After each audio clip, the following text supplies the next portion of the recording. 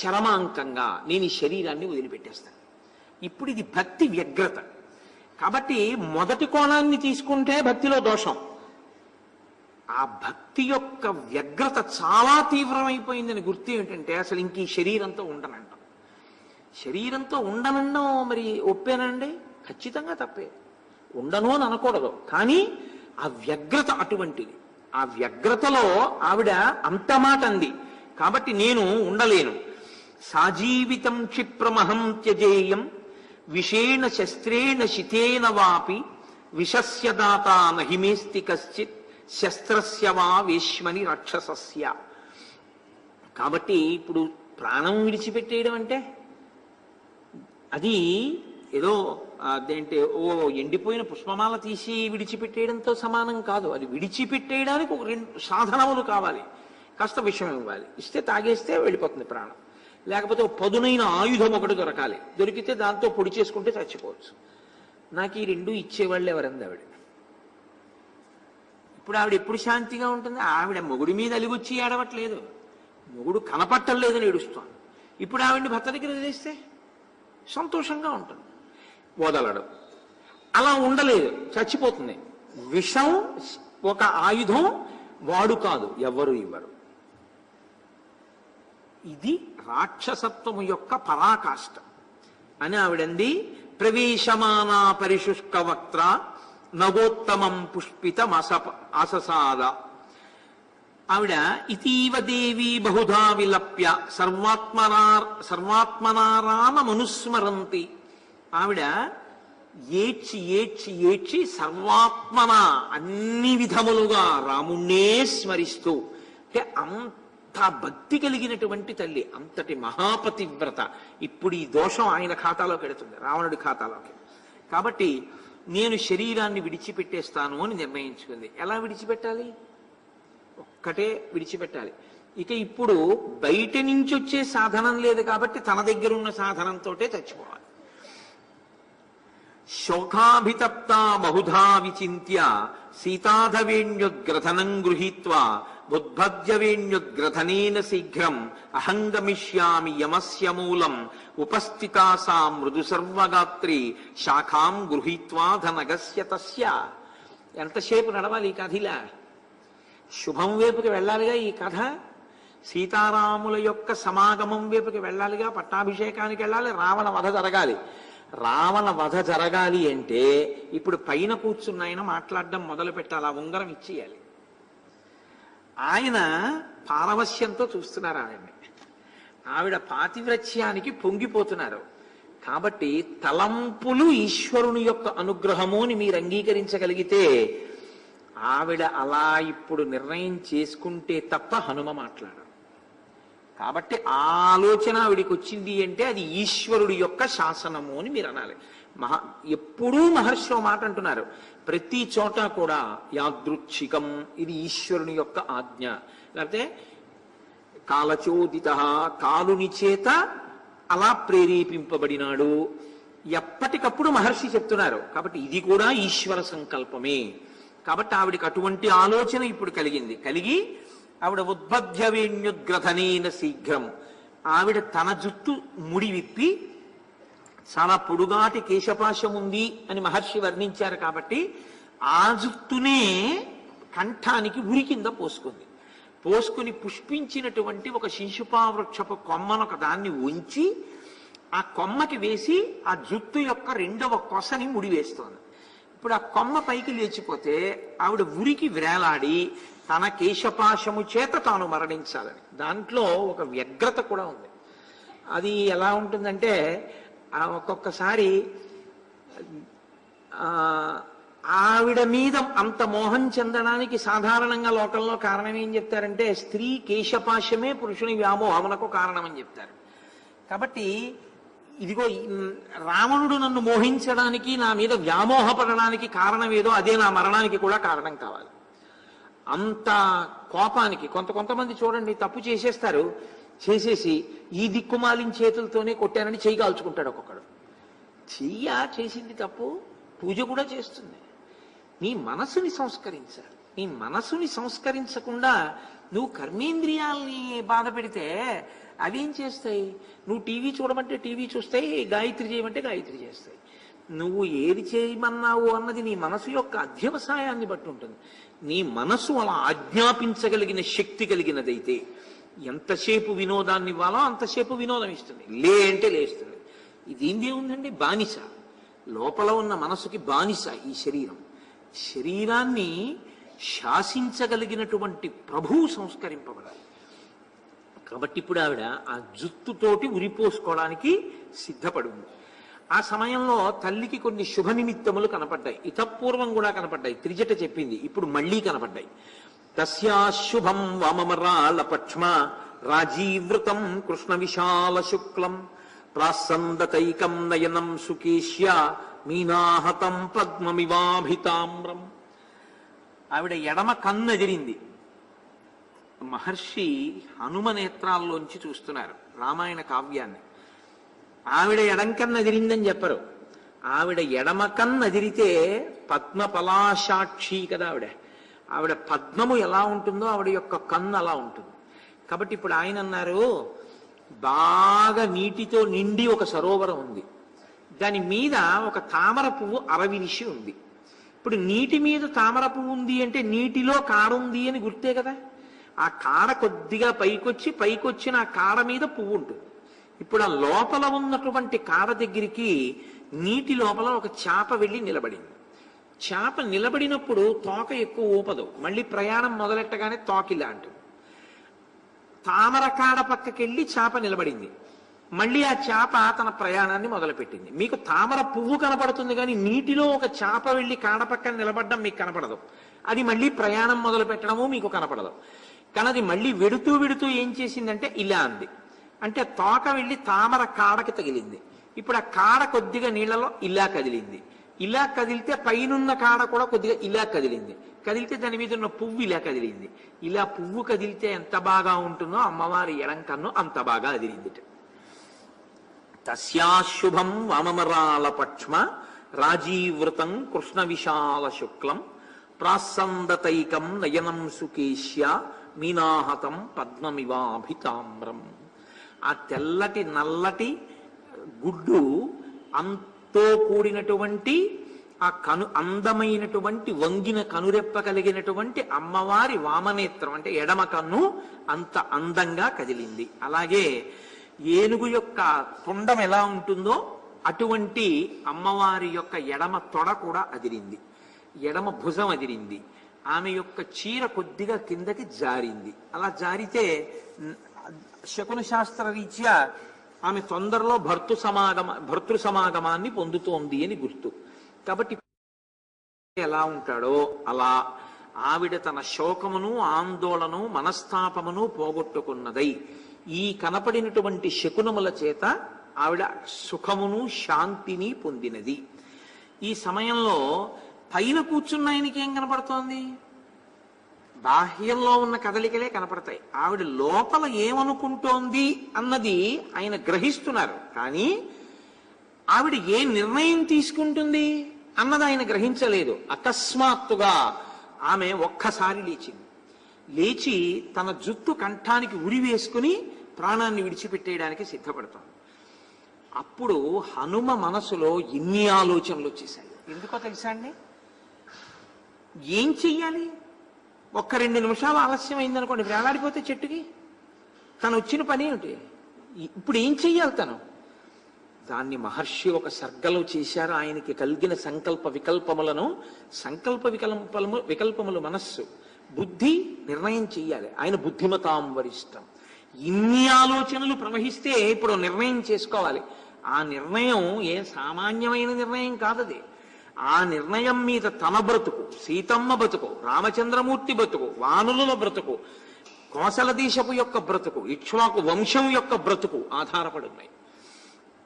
కాబట్టి మహర్షి అంటారు, తతో బహువిధాం చింతాం చింతయామాస వానరః సమాశ్వాసయితుం భార్యాం ప్రతిదర్శన కాంక్షిణీం అదృష్ట దుఃఖాం దుఃఖార్తాం దుఃఖస్యాం తమగచ్చతీం అనాశ్వాస్య గమిష్యామి దోషవద్గమనం భవేత్ గతేహి మయి తత్రేయం రాజపుత్రీ యశస్విని పరిత్రాణమవిందంతి జానకీ జీవితం త్యజేత్ యది వాచం ప్రదాస్యామి ద్విజాతిరివ సంస్కృతాం రావణం మన్యమానామాం సీతా భీతా భవిష్యతి వానరస్య విశేషేణ కథం స్యాదభిభాషణం అవశ్యమేవ వక్తవ్యం మానుషం వాక్యమర్థవత్ మయా సాంత్వయితుం శక్యా నాణ్యధేయమనిందిత సేయమాలోక్య మే రూపం జానకీ భాషితం తథా రక్షోభిస్త్రాసితా పూర్వం భూయస్త్రాసం గమిష్యతి జానానామాం విశాలాక్షై రావణం కామరూపిణం సీతాయా చ కృతే శబ్దే సహసా రాక్షసీగణః నానా ప్రహరణో ఘోరః సమేయాదంత కోపమః అసత్యాని చ యుద్ధాని సంశయో మే న రోచతే కశ్చిని సంశయం కార్యం కుర్యాత్ ప్రాజ్ఞస్స సంశయం ప్రాణత్యాగశ్చ వైదేహ్యా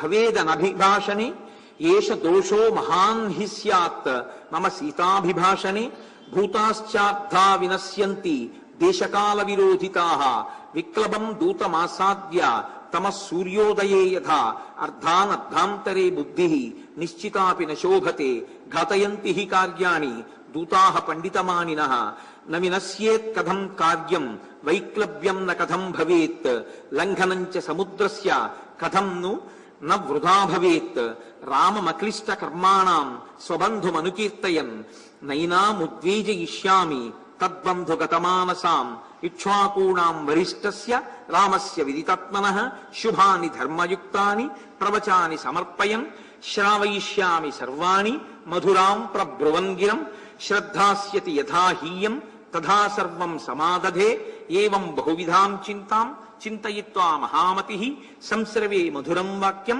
వైదేహ్య వ్యజహారః. అంటే ఎన్ని ఆలోచనలు దొర్లిపోయాయో చూడండి ఆయనకి.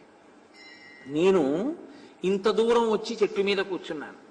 100 యోజనముల సముద్రాన్ని గడచి లంకాపట్టణంలో ప్రవేశించాలి అంటే అది సాధ్యం కాదు అని దక్షిణ దిక్కుకొచ్చినటువంటి కొన్ని వేల వానరములు దాటలేక ఉత్తర తీరంలో ఉండిపోయాయి. నన్ను నమ్మి వాళ్ళు పంపించారు. ఇప్పుడు నేను వెళ్లి చెప్పేటటువంటి శుభవార్తను బట్టి ఆ వానరుల యొక్క బ్రతుకు నిర్ణయింపబడి ఉంది. ఇంత దూరం వచ్చి నేను సీతమ్మ దర్శనం చేశాను. ఇంత దూరము వచ్చి సీతమ్మ దర్శనం చేసిన వాణ్ణి ఆవిడ ఉరిపోసుకుంటున్నప్పుడు మాట్లాడకుండా ఊరుకుని సీతమ్మని దర్శించాను. కానీ ఆవిడ ఉరిపోసుకుందని నేను వెనక్కి వెళ్లి చెప్తే రాముడు బతకడు, లక్ష్మణుడు బతకడు, భరత శత్రుఘ్నులు బతకరు, కౌసల్య, సుమిత్ర, కైకేయి, సుగ్రీవుడు, ఇక్ష్వాకు వంశం, వానర వంశం 2 నశిస్తాయి. కాబట్టి ఇప్పుడు నేను మాట్లాడకుండా ఉండకూడదు. నేను ఈవిడికి ఉపశాంతి కల్పించాలి, మాట్లాడాలి. ఒకవేళ నేను మాట్లాడదామంటే సంస్కృతంలో బ్రాహ్మణుడిలా మాట్లాడితే ఒక వానరమేమి సంస్కృతంలో మాట్లాడటమేమి అని అనుమానపడుతుంది. సామాన్యమైన మనుష్య భాషలో మాట్లాడదామంటే ఇక్కడ ఉండేటటువంటి మిగిలిన ఆ రాక్షసీ స్త్రీలు వింటారు. విన్న తరువాత ఒక కోతి మనుష్య భాషలో ఎలా మాట్లాడుతోంది అని అనుమానం వచ్చి నేను సీతమ్మ వంక చూస్తున్నానని సీతమ్మ నా వంక చూస్తోందని వాళ్ళు అనుమానపడి నన్ను పట్టుకోవడానికి ప్రయత్నిస్తారు. అప్పుడు యుద్ధం జరుగుతుంది. యుద్ధం జరిగిన తరువాత జయాపజయములు విధి నిర్ణీతములు. నేను సముద్రాన్ని దాటవచ్చు, దాటలేకపోవచ్చు. నేను తిరిగి వెళ్ళవచ్చు, వెళ్ళలేకపోవచ్చు. నిగ్రహింపబడవచ్చు, నిగ్రహింపబడకపోవచ్చు. కానీ రామకార్యం చెడిపోవచ్చు, సుగ్రీవుని యొక్క ఆజ్ఞ చెదిరిపోవచ్చు. అప్పుడు నేను వచ్చి వెళ్ళిన కార్యం ఎలా జరుగుతుంది? మళ్లీ సీతమ్మని తీసుకెళ్లి ఎవరికీ కనపడనంత గుప్తమైన ప్రదేశంలో వీడు దాచవచ్చు. నేను ఇన్నిటిని అధిగమించి ముందు ఈ తల్లి ఉరిపోసుకున్నది ఉరిని వదులు చేసుకుని ప్రాణములతో నిలబడాలంటే, మళ్లీ ఈవిడికి శరీర స్పృహ కలగాలంటే, బ్రతకాలన్న ఆశ చిగురించాలంటే నేనేం చెప్పాలని ఆలోచించాను. నేను చెప్పేది ఏదో చెప్పడం కాకూడదు. ఏది చెప్తే ఆవిడికి సంతోషం కలుగుతుందో, ఏది చెప్తే ఆవిడ వింటుందో, ఏది చెప్తే ఆవిడ ప్రీతి చెందుతుందో, ఏది వింటే ఆవిడికి బ్రతుకు మీద ఆశ కలుగుతుందో ఆ రామనామం చెప్పాలి, ఆ రామకథ చెప్పాలి. రామకథ చచ్చిపోయే వాళ్ళని బతికిస్తుంది. ప్రత్యేకించి సీతమ్మ తల్లి అంత ప్రీతి పొందుతుంది. కాబట్టి నేను రామకథే చెప్తాననుకున్నాను అని రాజాదశరథో నామరథ కుంజరవాజిమాన్ పుణ్యశీలో మహాకీర్తి ఇక్ష్వాకూణాం మహాయశాః. మళ్ళీ రామకథని ప్రారంభించారు. సుందరకాండ బలవంతా రామకథా బలమే. ఒక్క చోట చెప్పినట్టు ఇంకొక చోట చెప్పరు. అంటే కథని మార్చేస్తారని కాదు, ఎక్కడ ఎంతవరకు అవసరమో అంతవరకు తీసుకుంటూ ఉంటారు అని మొదలుపెట్టారు. ఒకానొకప్పుడు మహానుభావుడు పుణ్యమైనటువంటి వర్తన కలిగిన వాడు, రుజుస్వభావము కలిగినటువంటి వాడు, అనేక పుణ్యకార్యములు చేసిన వాడు, యజ్ఞయాగాది క్రతువులు చేసిన వాడు, కొన్ని లక్షల ఏనుగులు గుర్రములు సంపదగా కలిగిన వాడు, కోసల రాజ్యమును పరిపాలించిన వాడైన దశరథ మహారాజు గారికి కలిగిన 9 పుత్రులలో పెద్దవాడైన రామచంద్రమూర్తి తండ్రిని సత్యవాక్యమునందు నిలబెట్టడం కోసమని ఆయన ఆజ్ఞాపించిన విధంగా 14 సంవత్సరములు దండకారణ్యంలో వసించడం కోసం భార్య అయిన సీతమ్మతో తమ్ముడైన లక్ష్మణుడితో కలిసి అరణ్యమాసానికి వచ్చి 14,000 మంది కరదూషణాదులను సంహరించి జనస్థానంలో ఉండగా రాక్షస సంహారం చేశాడని మనసులో కోపం పెట్టుకున్నటువంటి రావణాసురుడు మారీచుడనబడేటటువంటి రాక్షసుడిని ప్రేరేపించి ఒక మాయామృగ రూపంలో పంపించి సీతమ్మని లోభపెట్టి రామలక్ష్మణుల్ని దూరం చేసి సీతమ్మని అపహరించి తెచ్చి ఈ లంకాపట్టణంలో బంధించి ఉంచాడు. ఆ తల్లిని అన్వేషించడానికి సుగ్రీవుడు అన్ని దిక్కులకి వానరులను పంపగా దక్షిణ దిక్కులకి అంగదుని నాయకత్వంలో వచ్చిన కొన్ని వేల వానరులు సముద్రాన్ని దాటలేక ఉత్తర దిక్కున ఉండిపోతే నేను 100 యోజనముల సముద్రమును గడచి ఈవలి ఒడ్డుకు వచ్చిన దక్షిణ దిక్కున ఈ లంకాపట్టణంలో శింశుపావృక్షం మీద కూర్చుని ఈ చెట్టు కింద కూర్చున్న సీతమ్మ ఎటువంటి అలంకారంతో, ఎటువంటి కాంతితో, ఎటువంటి నగలతో, ఎటువంటి ప్రభావంతో ఉంటుందని రామచంద్రమూర్తి చేత నాకు చెప్పబడిందో, యథారూపాం యథావర్ణాం యథా లక్ష్మీంచ నిశ్చితాం అశ్రౌషం రాఘవస్యాహం సేయమాసాదితామయా, అటువంటి సీతమ్మ నా చేత చూడబడినది అని అయిపోయారు. ఇది తల్లికి తెలుసున్న కథే. కానీ అటువంటి సీతమ్మ నా చేత చూడబడినది అనేటప్పటికీ ఆవిడకి ఒక్కసారి జీవితం మీద ఆశ కలిగింది. ఆ తల్లి వెంటనే ఆనందపడిపోయి నిశమ్య సీతావచనం కపేశ్చ దిశశ్చ సర్వాః ప్రదిశశ్చ వీక్ష్య స్వయం ప్రహర్షం పరమం జగామ సర్వాత్మనా రామమునుస్మరంతి. ఆవిడ వెంటనే రామచంద్రమూర్తిని మనసులో తలుచుకుని పరమానంద భరితురాలైపోయింది. 10 నెలల తర్వాత రామకథ వినపడింది. 10 నెలల తర్వాత రామచంద్రమూర్తి యొక్క నామం వినపడింది. ఎవడు రాయి మహానుభావుడు రామచంద్రమూర్తి కథ చెప్పినవాడు అని అన్ని దిక్కులకి పరికించి చూసింది. ఒక్కసారి ఆవిడ 4 దిక్కులకి చూసి, కింద చూసి, పైకి చూసింది. సాతిర్యగూర్త్యంచ తథాప్యధస్తాత్ నిరీక్షమాణా తమచింత్య బుద్ధిం దదర్శ పింగాధిపతేరమాత్యం వాతాత్మజం సూర్యమివోదయస్తం. ఉదయాద్రి మీద వెలిగేటటువంటి బాలభానుడు ఎలా ఉంటాడో అటువంటి ప్రకాశంతో మహాబుద్ధిశాలి సుగ్రీవుని సచివుడు, బంగారు కన్నులతో మెరిసిపోతున్నవాడు, పిల్లి పిల్లంత ఉన్నవాడు. తతశాకాంతరే లీనం దృష్ట్వా చలిత మానస వేష్టితార్జున వస్త్రం తం విద్యుత్ సంఘాత పింగళం. తెల్లటి బట్టలు కట్టుకున్నవాడు, పగడాల ముద్దలాంటి మూతితో ఉన్నవాడు, ఆకులలోంచి తొంగి చూస్తున్నవాడు, ఉదయభానుడిలా వెలిగిపోతున్నవాడైనటువంటి ఆ చిన్ని హనుమ యొక్క స్వరూపాన్ని తల్లి ఒక్కసారి చూసి ఆశ్చర్యమునకు లోనైంది. సీతమ్మ తల్లి ఈ హనుమని దర్శించినటువంటి ఘట్టం ఏదుందో దీన్ని సిద్ధిసర్గ అని పిలుస్తారు పెద్దలు. ఇది విన్నంత మాత్రం చేత సీతారామచంద్ర ప్రభువు యొక్క, హనుమ యొక్క అనుగ్రహం కలుగుతుంది. నేను మళ్ళీ ఉపన్యాసాన్ని కొనసాగిస్తాను. మీరు ఆ నీరాజనాన్ని తీసుకోండి. ఇక్కడికి వచ్చిన తర్వాత స్వామికి నీరాజనం ఇస్తే కానీ మళ్ళీ చెప్పకూడదు అని చక్కగా నీరాజనం ఇస్తూ ఉంటారు. మనమందరం కూడా శ్రీరామదూతం శిరసా నమామి అదొక్కసారి చెప్దాం. నేను మకుటం చెప్తాను, మీ అందరూ ఆ మాట చెప్పండి. స్వర్ణ పింగళభా స్వర నేత్రయుగళం చలిత మకర కుండల గండ భాగం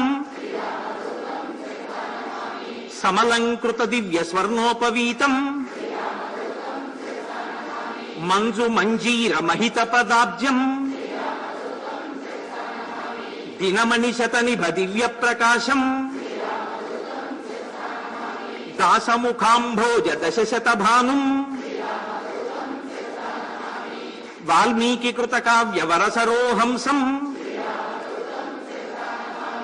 రామలావాణ్యాభ్ర రాగమయూరం రామచంద్రపాద రాజీవ మధుపం శ్రీరామ సుగ్రీవ సఖ్యోల్లాసం రామచంద్ర దత్త రమణీయ భూషం సీతానివేదిత శ్రీరామ కుశలం. ఓ ఇవాళ మనం గొప్ప సిద్ధిసర్గ విన్నాం. చాలా సంతోషం. అందరూ ఆ నీరాజనాన్ని స్వీకరించారు. జై శ్రీమద్ రమారమణ గోవిందో జై శ్రీరామ్. సీతారామచంద్ర ప్రభుకి, హనుమత్ సమేత శ్రీ సీతారామచంద్ర ప్రభుకి, శ్రీ సీతారామచంద్ర ప్రభుకి. హరి ఓం. తతశాఖాంతరే లీనం దృష్ట్వా చలితమానస వేష్టితార్జున వస్త్రం తం విద్యుత్ సంఘాత పింగళం. మిరిసిపోతున్నటువంటి బంగారం ఎలా ఉంటుందో అటువంటి పోత పోసినటువంటి బంగారంలా ఉన్న శరీరంతో తెల్లటి బట్టలు కట్టుకున్నవాడై, హనుమకెప్పుడు తెల్లటి వస్త్రములు కట్టాలి. కాబట్టి ఆ మిరిసిపోతున్న బంగారు నేత్రములతో ఉన్న హనుమని తల్లి చూసింది. సాదదర్శ కపిం తత్ర ప్రసృతం ప్రియమాదినం పుల్లాశోకోత్కరాభాసం తప్త చామీకరేక్షణం సాధదృష్ట్వా హరిశ్రేష్టం వినీత వదవస్థితం మైథిలీ చింతయామాస విస్మయం పరమంగత. ఆ తల్లి పుష్పించినటువంటి అశోక వృక్షానికి ఉన్న పుష్పం ఎలా ఉంటుందో అలా ఉన్నటువంటి ఆ హనుమ యొక్క స్వరూపాన్ని చూసి ఆ తల్లి ఒక్కసారి విస్మయానికి లోనైపోయింది. ఏమిటి, నాకేమిటి, కోతి కనపడ్డం ఏమిటి అని ఆశ్చర్యపోయింది. అహో భీమవిదం రూపం వానరస్య దురాసదం దుర్నిరీక్షమితి జ్ఞాత్వా పునరేవ మమోహస. విలలాప భృశం సీత కరుణం భయమోహిత రామ రామేతి దుఃఖార్త లక్ష్మణీతి చ భామిని రురోద బహుదా సీత మందం మందస్వరాసతి సాతం దృష్ట్వా హరిశ్రేష్టం వినీత వదుపస్థితం మైథిలీ చింతయామాస స్వప్నోయమితి భామిని. ఆ తల్లి ఒక్కసారి ఆ భీమరూపుడైనటువంటి ఆ హనుమని చూసి చాలా విస్మయాన్ని పొందినదై, ఇటువంటి కోతి నాకు కనపడింది, స్వప్నంలో కోతి కనపడకూడదు, దుర్నిమిత్తం అంటారు, కాబట్టి నాకు కలలో కోతి కనపడింది, కనపడినటువంటి కోతి నాకు ఇటువంటి రామకథ చెప్పింది కానీ అని ఆ తల్లి అనుకుంటోంది. స్వప్నేమయాయాం వికృతోద్యదృష్ట శాఖాం మృగాశాస్త్రగణైర్నిషిద్ధ స్వస్యస్తు రామాయ సలక్ష్మణాయ తథాపితుర్మే జనకస్య రాజ్ఞః. కలలో కోతి కనపడకూడదంటారు కానీ కోతి కనపడింది. అసలు నిద్ర పట్టని నాకు కల ఎక్కడి నుంచి వస్తుంది? నిద్ర పడితే కదా కల రావడం, కల వస్తే కదా కలలో కోతి కనపడ్డం. పైగా ఆ వానరం మాట్లాడిన మాటలు నాకు స్పష్టంగా వినపడుతున్నాయి. కానీ నన్ను మోహమునకు గురి చెయ్యడానికి మళ్ళీ ఈ రూపంతో ఎవరైనా వచ్చారేమో అనుకుంది. ఇది వేటు పడిపోవడం అంటే. ఆవిడ మనసు అటువంటి ఉద్విగ్నతకి లోనైపోయింది. అనుకుని ఆ తల్లింది, ఒకవేళ నిజంగా ఈ కపివరుడు చెప్పినటువంటి కథ నిజమైతే, నిజంగా ఇంత శుభం జరిగి ఉంటే, ఒకవేళ కలలో కోతి కనపడకూడదు అని శాస్త్రం కాబట్టి, ఒకవేళ నిజంగా నాకు కలలోనే కనపడి ఉంటే నాకు ఏదో పెద్ద ఆపద సంభవిస్తోందని గుర్తు. నాకు ఆపద అంటే నా ఆపద కాదు, ఇది పాతివ్రత్యం అంటే. రామునికి ఆపద నాకాపద ఇంకొకటి ఉండదు. రాముని ఆపదే నా ఆపద. కాబట్టి స్వస్యస్తు రామాయ సలక్ష్మణాయ, లక్ష్మణునితో కూడిన రాముడు శుభముగా సంతోషముగా ఉండుగాక. తథాపితుర్మే జనకస్య రాజ్ఞః, ఇది ఆడపిల్ల యొక్క హక్కు. మా నాన్నగారు జనక మహారాజు గారు సుఖముగా ఉండుగాక. ముందు మెట్టినింటి వారిని తలుచుకోవాలి, తర్వాత పుట్టింటి వారిని తలుచుకోవాలి. రెండు వంశములు సంతోషముగా ఉండుగాక అనుకుని, నాకు నిద్రేరా అంది కల ఎక్కడి నుంచి వచ్చింది? కాబట్టి నేను కలలో చూడలేదు, నేను రామవిరహంతో బాధపడుతున్నాను. ఇటువంటప్పుడు నాకు ఈ రామకథ వినపడుతోంది, పైగా స్పష్టమైన రూపంతో నాకు ఈ వానరం కనపడుతోంది అని ఆ తల్లి ఒక్కసారి నమస్కారం చేసింది.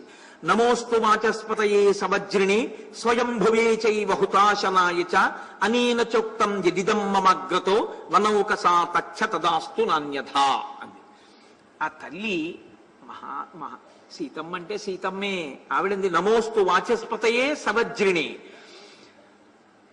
నేను బ్రహ్మగారికి నమస్కరిస్తున్నాను, బృహస్పతికి నమస్కరిస్తున్నాను, ఇంద్రుడికి నమస్కరిస్తున్నాను, అగ్నిహోత్రుడికి నమస్కరిస్తున్నాను, నేను విన్న మాటలు నిజమగుగాక. ఏమి నలుగురికి ఎందుకు నమస్కరించాలి అంటే, ఎప్పుడూ సత్యవాక్కుని సత్యముని పాటించమని దేవతలకందరికీ చెప్పేటటువంటి గురువు బృహస్పతి. అందుకని ఆయన వాక్కుల చేత సంస్కరిస్తాడు. ఆయన చెప్పిన వాక్కులు విని జీవితం దిద్దుకునేటటువంటి లక్షణం ఉన్నవాడు ఇంద్రుడు. చతుర్ముఖ బ్రహ్మగారు లోకమునకంతటికీ ప్రమాణమైనటువంటి వేదవాక్కుని ఆధారంగా చేసుకుని ఎప్పుడూ వేదవాక్కుని వల్లిస్తూ సృష్టి చేస్తూ ఉంటారు. అలాగే ప్రతి మనిషి యొక్క నాలుక మీద కూడా అగ్నిహోత్రము వాక్కుకి అధిష్టాన దేవతగా ఉంటుంది, ఉండి మాట పలికిస్తుంది. మాటకి అధిష్టానం అగ్నిహోత్రుడు. కాబట్టి మాటలన్నిటికీ కూడా అధిష్టానమైనటువంటి ఈ నలుగురు ఎవరున్నారో వాళ్ళకి నేను నమస్కరిస్తున్నారు. వాళ్ళు ఈ పైన వానరము చెప్పినటువంటి మాటలు ఏమున్నాయో అవి నిజమయ్యేటట్టు చూడుగాక, ఈ చెప్పిన కథ అనృతము కాకుండుగాక, అబద్ధము కాకుండుగాక, ఇదే సత్యమగుగాక అని ఆ తల్లి నమస్కారం చేసింది. వెంటనే హనుమ రెండు చేతులు శిరస్సుకి తగలకుండా ఇలా పైకి పెట్టి నమస్కారం చేస్తూ దాసాంజనేయుడై మహాభక్తుడై వినమ్రుడై అత్యంత వినయంతో కొమ్మల మించి కొద్దిగా కిందికి దిగి వచ్చి అమ్మవారి పాదాల దగ్గర నిలబడి చిన్న పిల్లంత రూపంతో వినయంతో నమస్కరించి మాట్లాడుతున్నారు. సీతమ్మ తల్లి దర్శనం చేత ధన్యత పొందానన్న ఆలోచన తప్ప నేను సీతమ్మకేదో ఉపకారం చేశానన్న ఆలోచన సుందరకాండని మీరు కోటి దీపాలు వేసి వెలితికినా ఎక్కడా కనపడదు. అందుకే సీతమ్మ యందు పరమభక్తి తత్పరుడు హనుమాని మాత్రమే చెప్పవలసి ఉంటుంది. ఆమె దర్శనము చేత పులకాంకితుడైన వాడు హనుమాని మాత్రమే మీరు చెప్పవలసి ఉంటుంది సుందరకాండలో. కాబట్టి శిరస్యంజలి మాధాయ సీతాం మధురయాగిరా, మధురమైన వాక్కులతో శిరస్సును అంజలి ఘటించి ఆయన మాట్లాడుతున్నారు. కానుపద్మపలాశాక్షి క్లిష్ట కౌశేయవాసిని ద్రుమస్య శాఖామాలంబ్య తిష్టసిత్వం అనిందితే. అమ్మా, ఎవరమ్మా పద్మముల వంటి కన్నులు కలిగి ఉన్నావో, నలిగిపోయినటువంటి పట్టుబట్ట కట్టుకున్నావో, ఆ అశోక వృక్షము యొక్క కొమ్మని ఊంచి శరీరమును దానికి ఆధారం చేసి నిలబడి ఉన్నావో, తల్లి నువ్వు సురాణాం వానాగ గంధర్వ రక్షతాం యక్షాణం కిన్నెరాణం వా కాత్వం భవసి శోభనే పూనపుత్ర పితా భ్రాత భర్త వాతే సుమధ్యమే అస్మాల్లోకాదముం లోకం గతత్వమునుశోచసి రావణేన జనస్థానాద్ బలాదపహృతాయది సీతాత్మసి భద్రంతే తన్మమా చక్షపృచ్ఛతః. అమ్మా, నువ్వు నిజం చెప్పు, చంద్రునికి దూరమై భూమి మీదకి వచ్చినటువంటి రోహిణివా, వశిష్ఠుని మీద కోపం వచ్చి వచ్చినటువంటి అరుంధతివా, నువ్వు తల్లి దేవ యక్ష గంధర్వ కిన్నెర కింపురుషాది జాతులకు తింజన దానివా, నువ్వు ఊపిరి విడిచిపెడుతున్నావు, భూమికి నీ పాదాలు తగులుతున్నాయి, నీ యొక్క రూపం చూస్తే ఎవరో ఒక మహారాజుకి ఇల్లాలి అనిపిస్తోంది. అమ్మా, ఉన్న యథార్థంగా చెప్పు, జనస్థానంలో రావణుని చేత అపహరింపబడిన మా అమ్మ జానకీమాతవా అమ్మా నువ్వు? అమ్మా చెప్పమ్మా అని అడిగారు. తెలియదా హనుమకి? ఆమె సీతమ్మ అని తెలియదా? మరి ఎందుకు అడుగుతున్నారు ఈ మాట అంటే, ఆవిడని స్వస్థతలోకి తీసుకురావాలి. అసలు ఆవిడ పరిపూర్ణంగా తనని నమ్మాలి. నమ్మితే తప్ప తాను రామదాసుండని, రాముడంత ప్రయత్నం చేస్తున్నాడని అమ్మా నువ్వు బెంగ పెట్టుకోవద్దని ఆవిడ్ని ఊరడించగలుగుతారు. లేకపోతే రాక్షస స్త్రీలు నమస్కరించినంత మాత్రాన ఉపశాంతి పొందకుండా అటువంటి రావణుడు ఉన్నాడు అని ఆవిడ సంతోషంతో ఉండకుండా బెంగ పెట్టుకున్న తల్లి హనుమ రామకథని చెప్పేసి వెంటనే ఉంగరం అక్కడ పెట్టి వెళ్ళిపోతే ఆవిడకి మనశ్శాంతి కలగదు. ఎందుకంటే ఆవిడకి ఆ నమ్మకం కలగదు. బాగా ఆవిడికి నమ్మకం కలగాలంటే ఆవిడకి కూడా బాహ్య స్మృతి బాగా కల్పించి ఆవిడతో మాట్లాడించాలి. ఇప్పుడు ఆవిడ నోటి వెంట ఆవిడ మళ్ళీ రామకథని చెప్పుకోవాలి. చెప్పుకుని ఆవిడ పొంగిపోవాలి. పొంగి పరవశించిపోయి పూర్తిగా బాహ్య స్మృతిని పొంది తాను రామభక్తుడని, ఆయన పట్ల ఆ ప్రేమని, ఒక పుత్ర సదృశమైనటువంటి ప్రేమని పొంది అరమరిక లేకుండా మాట్లాడడానికి, హనుమ చెప్పింది అనుమానం లేకుండా నమ్మడానికి ఆవిడ సిద్ధపడితే అప్పుడు తాను వెళ్లి రాముణ్ణి తీసుకొచ్చేంత వరకు ఆవిడ ప్రాణములతో నిలబడుతుంది. లేకపోతే నిలబడదు. అందుకని వెంటనే ఉంగరం ఇవ్వలేదు. తప్పదానికి వేరు కారణాలు ఏమి ఉండవు. కాబట్టి అమ్మా, ఎవరమ్మా నీ తండ్రి, ఎవరమ్మా నీ అన్నదమ్ములు, ఎవరమ్మా నీ భర్త? అమ్మా, ఒకవేళ నువ్వు జనస్థానంలో రావణుని చేత అపహరింపబడిన సీతమ్మవా? తల్లి నాకు చెప్పవలసింది అని అడిగారు. ఆ తల్లి ఎంతటి ధర్మమూర్తి, నరకాంతగా అనుగమిస్తోంది కదండి రామచంద్రమూర్తిని. పతివ్రతా ధర్మాన్ని పాటించింది. పృథివ్యాం రాజసింహానాం ముఖ్యస్య విదితాత్మనః స్నుషా దశరథస్యాహం శత్రుసైన్య ప్రతాపినః దుహితా జనకస్యాహం వైదేహస్య మహాత్మనః సీతేతి నామ నామ్యాహం భార్యా రామస్య ధీమతః సమాద్వాదశ తత్రాహం రాఘవస్య నివేశనే భుంజానామానుషాన్ భోగాన్ సర్వకామ సమృద్ధిని. నేను ఈ పృథివినంతటినీ పరిపాలించినటువంటి రాజసింహుడైన దశరథ మహారాజు గారి యొక్క కోడల్ని.